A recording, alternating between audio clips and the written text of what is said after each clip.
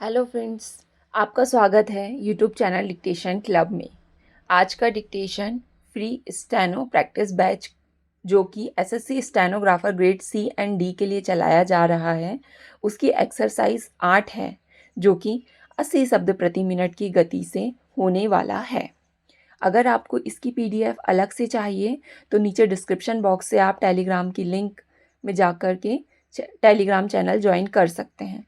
वहाँ पर आपको इसकी पीडीएफ अलग से मिल जाएगी।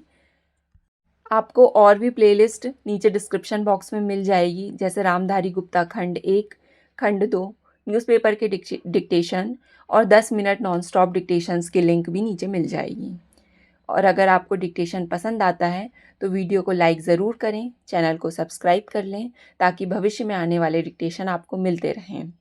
तो ज़्यादा समय ना लेते हुए डिक्टेशन स्टार्ट करते हैं 5 सेकंड के बाद।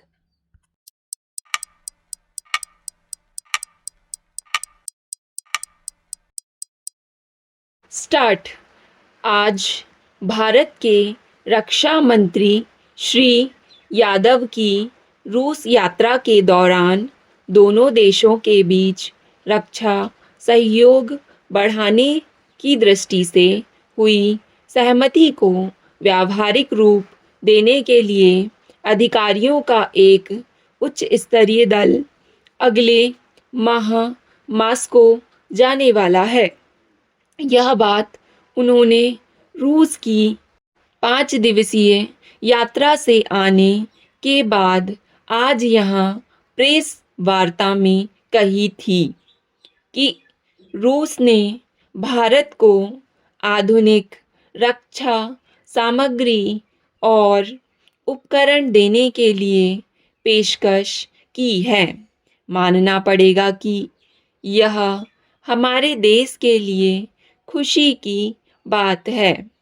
अब हमें केवल यह तय करना है कि हम रूस से कौन कौन से हथियार खरीदना चाहते हैं। इस संबंध में अधिकारियों का एक दल भारत रूस संयुक्त कार्य दल की बैठक में हिस्सा लेने मास्को रवाना होने की संभावना व्यक्त की जा रही है। ऐसी संभावना है कि आवश्यक हुआ तो वहीं पर यह दल अपनी आवश्यकता के आधार पर हथियारों की खरीदी को अंतिम रूप दे सकता है। इन हथियारों की खरीदी के बारे में संवाददाताओं के बार बार पूछे जाने पर कि रूस से भारत क्या खरीदने वाला है, तब उन्होंने बताया कि सशस्त्र सेनाओं के लिए जिन हथियारों की आवश्यकता होगी उन्हीं हथियारों को खरीदा जाएगा। ज़रूरतमंद शस्त्रों की आवश्यकता पूर्ति में संसाधनों की कमी को बाधा नहीं बनने दिया जाएगा। रूस के साथ संभावित रक्षा सौदों के बारे में अलग अलग तरह तरह के प्रश्नों का उत्तर देते हुए कहा कि यात्रा सौदे के लिए नहीं की जाती है, बल्कि नीतिगत मुद्दों को अंतिम रूप देने के लिए की जाती हैं और यह काम उन्होंने अपनी यात्रा के दौरान किया है। इसके तहत हमने आपसी सैन्य तकनीकी सहयोग सन 2010 तक बढ़ाने का निर्णय लिया है।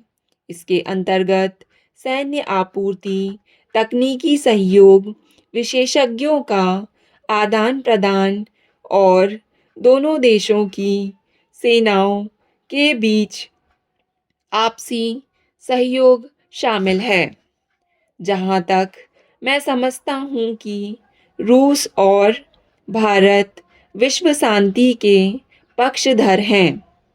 एक दृष्टि से मध्य और पूर्व एशिया के बारे में दोनों का दृष्टिकोण एक समान है।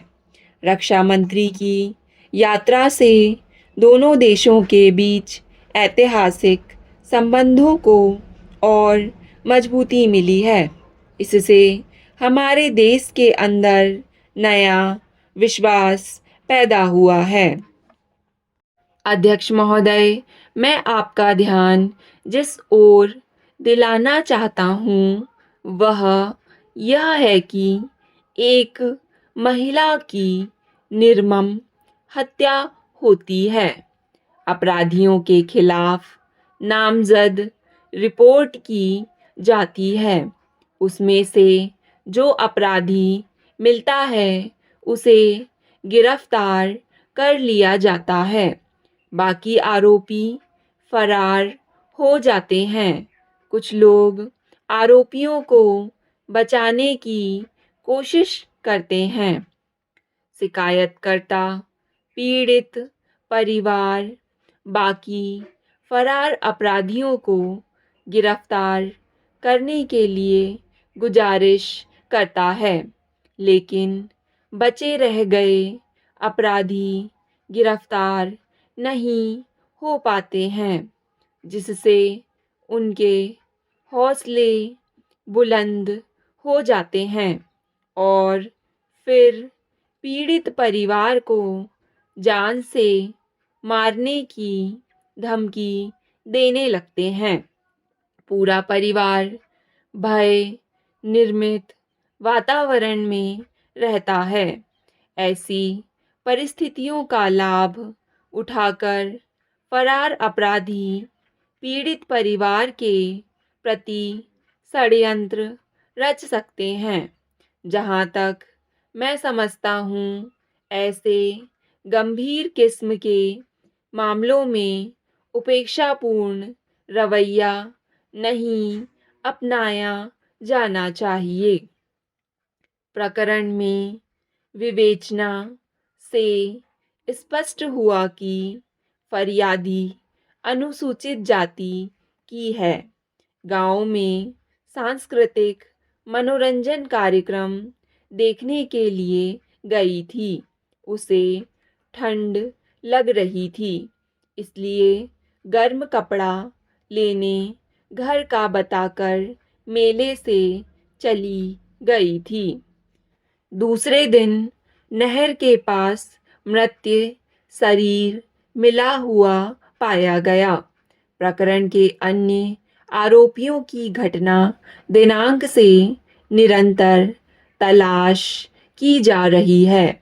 गिरफ्तारी के प्रयास किए जा रहे हैं तथा उनके सभी संभावित ठिकानों पर दबिश दी जा रही है, किंतु आरोपीगण गिरफ्तारी से बचने के लिए फरार हैं। फरार आरोपियों के विरुद्ध नियमानुसार कार्यवाही की जा रही है। फरार आरोपी की गिरफ्तारी के लिए पुलिस अधीक्षक के द्वारा 3,000 रुपये का इनाम घोषित किया जा रहा है। यह कहना सही नहीं है कि अपराधी खुलेआम घूम रहे हैं और उनके हौसले बुलंद हैं और पीड़ित परिवार को जान से मारने की धमकी दे रहे हैं। पूरा परिवार दहशत में है और भय का वातावरण व्याप्त है। बल्कि सही यह है कि पुलिस प्रशासन के प्रति किसी प्रकार का जनता में रोष एवं आक्रोश नहीं है। पुलिस ने आरोपियों के खिलाफ समुचित और वैधानिक कार्यवाही कर रही है। फरार आरोपियों की गिरफ्तारी के लिए हर संभव प्रयास किए जा रहे हैं। चीन के प्रधानमंत्री के भारत दौरे को ध्यान में रखते हुए दिल्ली ट्रैफिक पुलिस ने यातायात के खास इंतजाम किए हैं। इस दौरान उनके गुजरने वाले रूट आम जनता और सामान्य वाहनों की आवाजाही पर 2 दिन प्रतिबंध रहेगा। सुरक्षा व्यवस्था और व्यवधान की दृष्टि से यातायात पुलिस ने आम जनता और वाहनों के लिए दूसरे मार्ग तय किए गए हैं। यातायात पुलिस के अतिरिक्त आयुक्त ने बताया कि इस दौरान सरदार पटेल मार्ग को 19 तारीख से 21 तारीख के लिए पंचशील वाला रास्ता बंद किया गया है। स्टॉप। डिक्टेशन पसंद आए तो वीडियो को लाइक तथा चैनल को सब्सक्राइब कर लें। धन्यवाद।